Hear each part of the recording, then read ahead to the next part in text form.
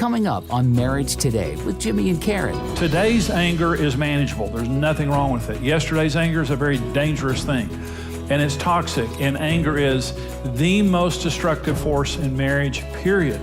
It is the most destructive. That's why we have to be so respectful of how we get anger out of our relationship.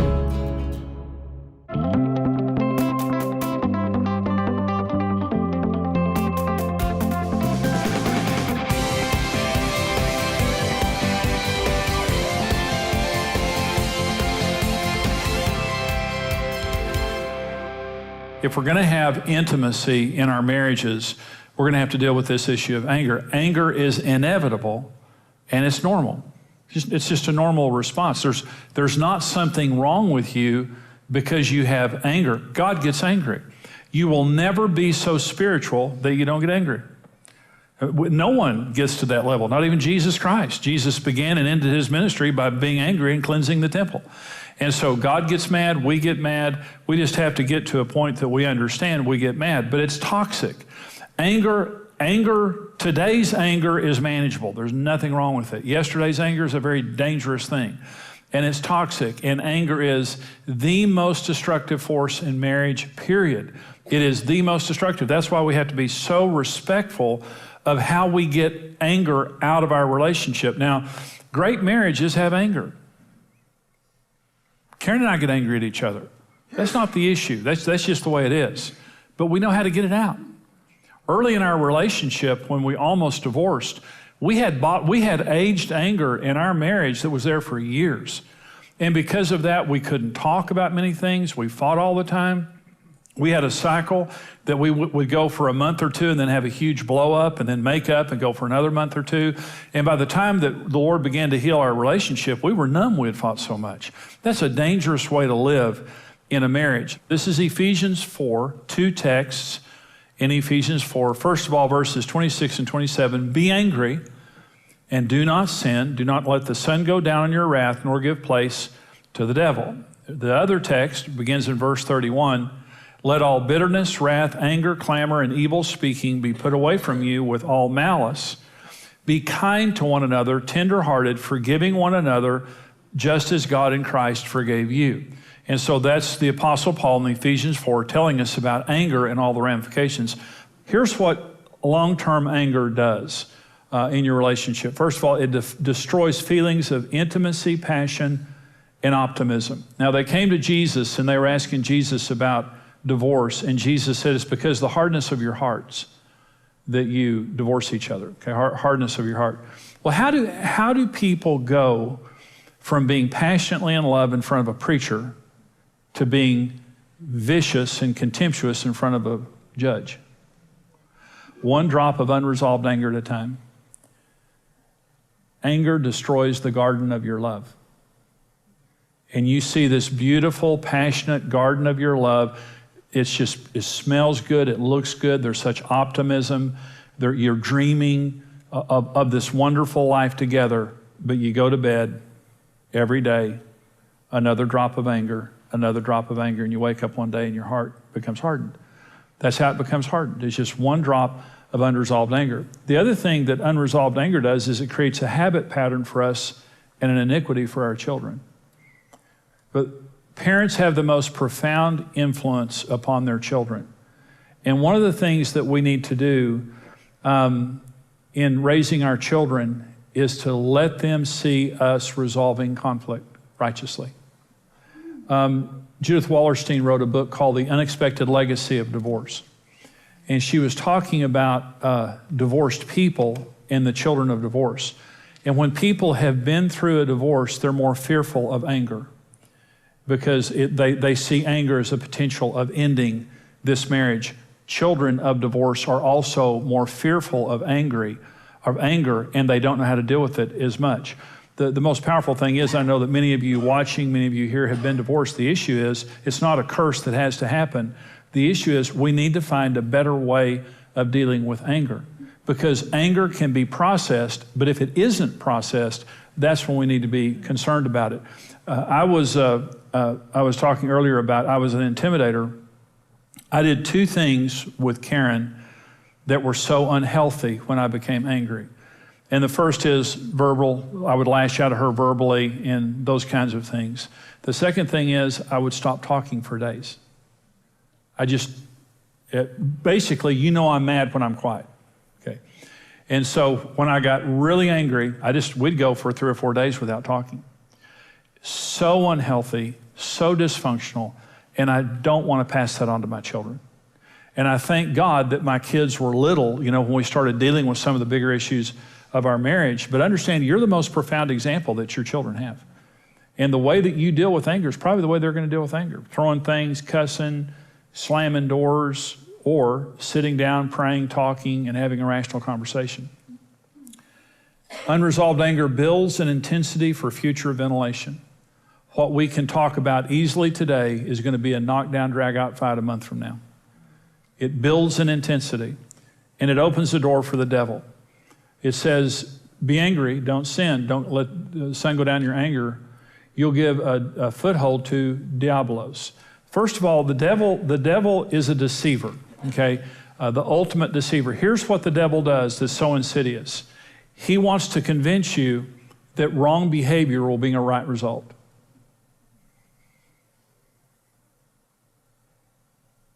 You can threaten divorce, you can cuss, you can yell, you can, leave, you can do all this and that, and it's going to shake your spouse into doing the right thing and fix your problems. It doesn't. Doing the wrong thing brings wrong results. The second thing is he tries to convince you that doing the right thing won't work. In marriage counseling over the years, because I'm a biblical marriage counselor, when people come to me for help, I give them biblical answers, things that the Bible says. I can't tell you how many people have said to me, Jimmy, you just don't understand my circumstances. That might work for others, but it just won't work for me. And basically what they're saying is the Word of God is not powerful enough for my circumstances. And even though God promises this, I don't believe that promise would be coming true for me because I accidentally married the devil. And I know that verse is true for most people, but I accidentally married the devil's ex-wife. And the devil is a deceiver. He's also an accuser. He accuses your spouse of evil motives. Okay, I want to say something to you. I want you to listen to what I'm about to say. Now, this is important. If you've gone to bed on anger at anybody, you've been counseled by the devil and you don't even know it. The word devil is diabolos. It means accuser, slanderer. When you go, fresh anger is fine. I still love you. You're the love of my life. Everything's great. But when you go to bed on anger and you wake up, there's thinking that you have now that you didn't have yesterday. And I don't know about you. Maybe I made a mistake. Maybe you're not the right one for me. The devil will accuse your spouse of evil motives. He will accuse them of being the wrong person for you. And he will accuse them of future actions they haven't even committed yet. It says, God has not given us a spirit of fear, but of love, power, and a sound mind. Fear is a prophet spirit from hell to give you a negative report about the future that will cause you to make a fear-based decision that God will not honor. So you're fighting, you're laying in bed back to back, not breathing, because you don't want to give your spouse the benefit of the fact you're alive. And you're fighting, and all these thoughts go racing through your head, right? And the movie starts playing out. Tomorrow I'm going to wake up, and I'm going to do this and this and this and this and this and this, and they're going to do this and this and this and this and this and this. And the movie starts playing out. Guess who is in control of that movie? Diabolos. When you went to bed on that anger, you opened a door for Diabolos. And he comes. See, what makes the devil dangerous is stealth. He doesn't come as the devil. It would be so much more convenient if the devil came to us and said, I'm, Satan H. devil, and I would just like to go ahead and come in, destroy your life if I could. And we slam the door and say, get out of here, devil. Wouldn't that be easier? But he slithers in like a serpent. That's why he took the form of a serpent in the garden, because you don't notice serpents. You're dead before you know it. They blend into the environment. Satan's perfect disguise is you, and his perfect disguise is your voice. We have to learn to take our thoughts captive and to discern the voice of the devil. And when voices come into our minds, accusing God, accusing our spouse, telling us lies that don't agree with the Word of God, we have to take those thoughts captive and kick them out. But when you go to bed on anger, you have invited the devil in. We were never designed by God to be a repository for anger. Anger, we are designed by God for anger to come in and out, never for it to stay. That's why the Bible is so insistent on forgiveness, that we can't endure it. It damages us on every level. So anger comes in and it goes and everything's great. Nothing's been damaged. When anger comes and stays, it is more corrosive than anything we can possibly imagine. And with that anger isn't just an emotion, it's a whole system of thoughts. And you find a person who's been angry all of their lives, they have so many toxic thoughts, it's unbelievable. I'm going to talk about conflict resolution here for just a minute. When we're resolving conflict within our marriages, we need to choose the right setting, not around the kids. The kids are going to watch us relate. The kids are going to watch us talk some things out. But for the more serious conflict resolution, we need to be alone. Our emotions need to be under control. Don't wait till next week, but you might wait for an hour or two if your emotions are not under control. The second thing is begin every confrontation with affirmation. Now, this is research. Now, listen, a conversation never rises above the level of the first 3 minutes. The way you start a conversation dictates the end of the conversation. This is research. So it's called negative startup, harsh startup. If I start a conversation with you saying, let me just tell you something, I'm sick of you and I'm not taking this anymore and I've got my lawyer's number on speed dial, depending on the outcome of this conversation. I'm threatening and like that. Hey, that's not going to be a good conversation, right? But if I come to you and I say to you, I love you, you're my best friend, and I'm so glad we're on the same team and I'm committed to our marriage. I need to talk to you about something, but I want you to know I love you. I'm committed. Makes all the difference, doesn't it? Proverbs 15, a soft answer turns away wrath, but a harsh word stirs up anger. Proverbs 16, pleasant words are like a honeycomb, sweetness to the soul and health to the bones. See, in Psalm 100, it says, we enter into God's gates with thanksgiving, enter his courts with praise. See, we're made into the image of God. Now, you can say anything you want to me. You're not going to get into the gates of my heart without being thankful. And you're not going to get into the courts of my heart of hearts without praising me. No one who doesn't believe in me will ever influence my life because I'm never letting you inside. And you can be sitting with a person and there's a problem that you need to talk about. So you're never going to deal with the problem until you get inside. And when I'm thankful and when I'm positive, you're going to open your gates, you're going to open your courts, and we're going to be able to talk this thing out. But when I come to you accusing you, when I come to you angry like that, there is not a way on earth you're going to influence me right now. So we're made in the image of God. If we're going to have a positive experience, we just have to get over the meanness, get over the thought that the wrong thing is going to bring a right result, and start out positively. Number 3, I'm talking about conflict resolution. Communicate your complaints and feelings without fixed judgments or interpretations. Let me tell you what I mean by this. There's a difference between complaining and criticizing. Complaining is talking about me and my feelings. Criticizing is talking about you and your behavior. So let's just say Karen said something that I didn't like. And I go to Karen, and here's 2 ways that I can deal with this. I go to Karen and I say, you said this and this. I know why you said it. You're trying to get back at me for yesterday. I know exactly what you mean by that. And I just want you to know I don't appreciate it. You're mean-spirited. And Karen's going, whoa, whoa, whoa, that's not what I meant. Yes, you did. Or here's what I could do. I could go to Karen and say, Karen, you said something to me. You probably didn't mean anything by it, but it bothered me. And that's not necessarily your problem. I just want to tell you how I feel. When you said that, this is how it made me feel. And I just want to talk about it because I don't know what you meant by it. See, complaining means I want to tell you something that I'm feeling. but I'm not going to try to interpret it because I don't know what's in your heart, only you do. Criticizing means I'm attacking you and I'm telling you how you're feeling. All of us get very, very defensive and offended when a person begins to accuse us. In other words, the judge and jury have met, and now all we're getting is the sentence. But we weren't a part of making this thing work. We also need to understand the difference between a specific complaint and globalizing a complaint. Okay, when I can complain and you don't feel threatened by that. A specific complaint, listen to these two things. You told me, this is a specific complaint. You told me you would take out the trash and you didn't. That makes me feel stressed out because I have a lot to do. It also violates me because you told me you would do it. Okay, that's specific, okay? You didn't take out the trash. All right, here's a global complaint. You never do anything around here.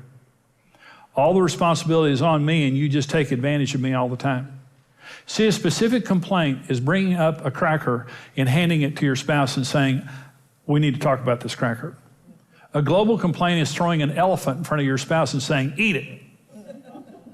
You never do anything.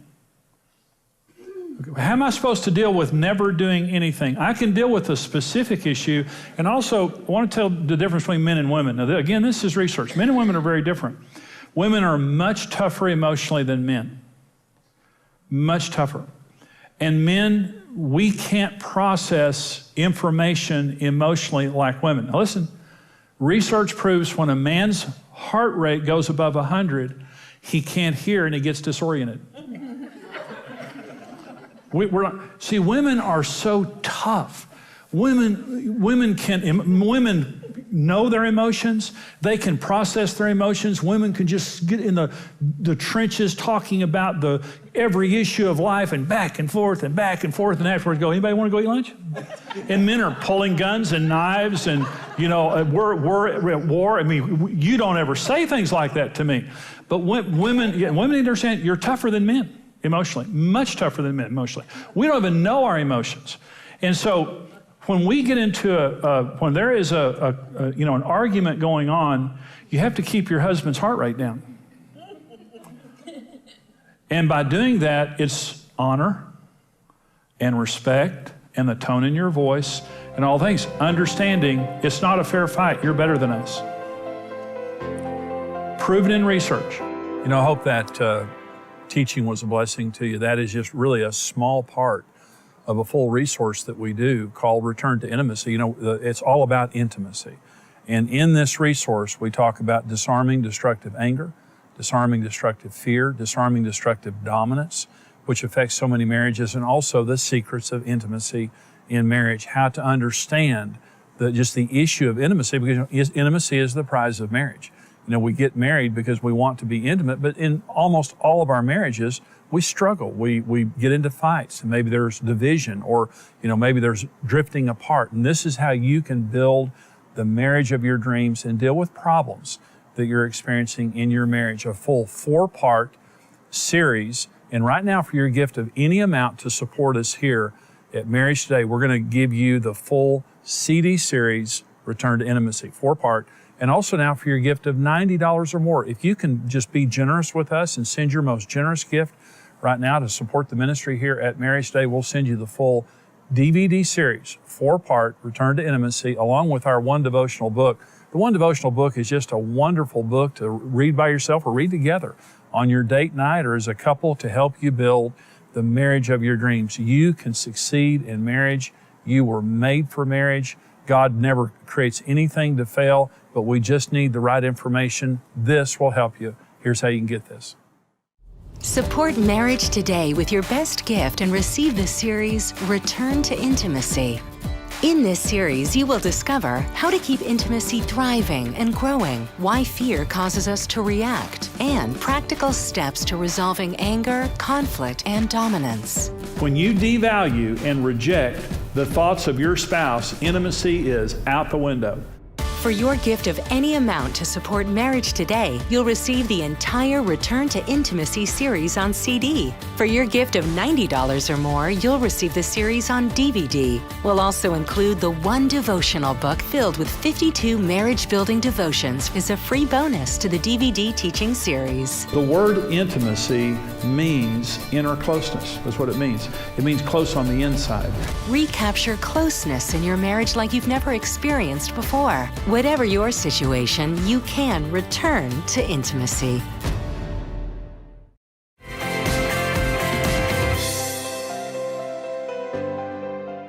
You know, in marriage, when you see the failure of a marriage, it's always about anger. I mean, when you go from goodwill and intimacy, and this entire seminar, what you saw today is from our Return to Intimacy seminar, is when you see a marriage begin to implode, it's always because you're not able to process your anger. In other words, you know, we all have anger, and a good marriage has anger. When you have anger in your marriage, it doesn't mean you have a bad marriage. When you cannot process that anger, you're going to have a bad marriage. And that anger is going to continue to accumulate. It's going to continue to compromise your emotions. Ephesians 4 says, don't go to bed on anger because the devil will come. It says, you give a foothold to the devil and he'll slander your spouse to you. And I just want to say this in closing this program.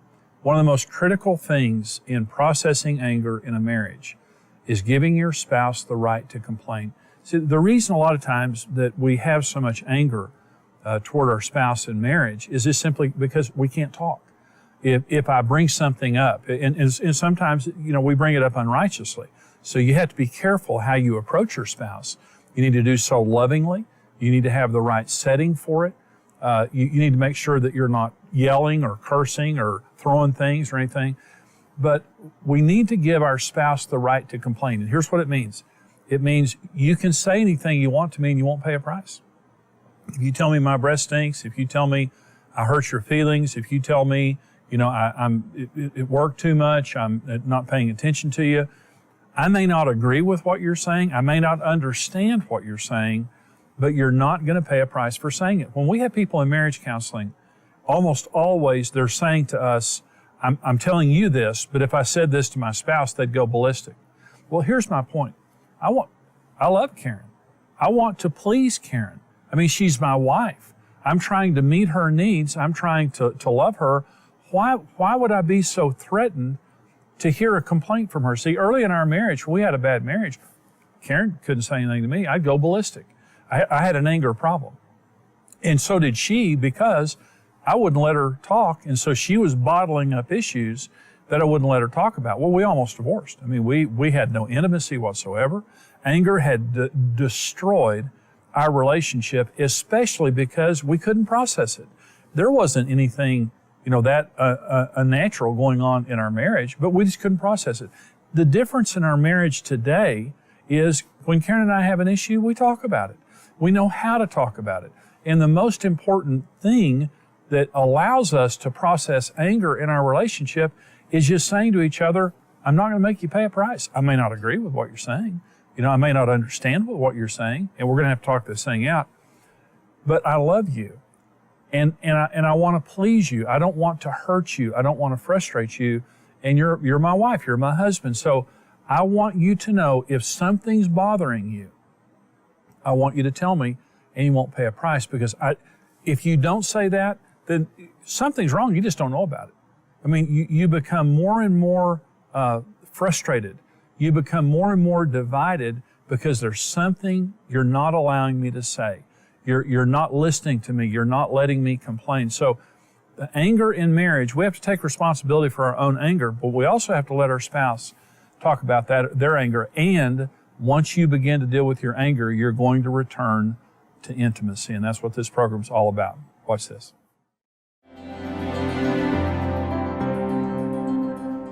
You know, marriage today is under attack. There is absolutely no doubt about it. It's just under attack. And we raise the standard. Marriage Today exists to come to you and to people all across America and around the world and help them to succeed in marriage. We see the media, we see the entertainment industry, we see our own government so disrespectful of marriage, the way God created it.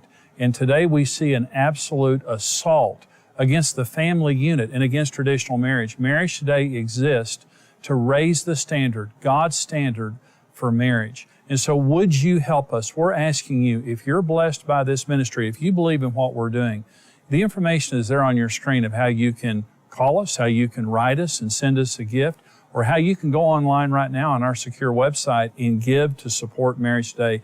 No gift is too small, no gift is too large, and everything that you give to us goes to minister to marriages, to keep little children together with their parents, to keep families intact, and to give the next generation hope that marriage works. Marriage works 100% of the time when you do it God's way. We all have a 100% chance of success in marriage when we do it according to God's design. And that's what we love to do. We love to give people hope. We love to give people help. And we have seen tens of thousands of marriages saved, millions of people's lives touched across America and around the world, but we can only do it because of the help of people like you. I'm asking you, if you would, right now, to give your most generous gift to support us here at Marriage Today. And you can also become a monthly partner and get a special resource that only our partners get. And the information is on your screen right now of how you can become a partner. Thank you so much for your faithful support for Marriage Today. God bless you. Going through divorce is a lot to ask of children and often results in years of emotional pain. It's a violent ripping apart of their parents and a sense of abandonment. What sometimes we see as a quick way out can mean complete loss for a child. You have a 100% chance of success in marriage. You were made for marriage. Marriage Today exists to protect children from the pain of divorce and to steer couples away from marital failure by telling them the truth. When you stand with Marriage Today, your individual effort multiplies with other like-minded partners, and together we can rebuild a legacy of strong families around the world. Choose your level of partnership today and receive immediate access to the video streaming library. Become a rock-solid partner today. Thank you for watching Marriage Today with Jimmy and Karen. Subscribe to Marriage Today's YouTube channel for more marriage-building videos and updates.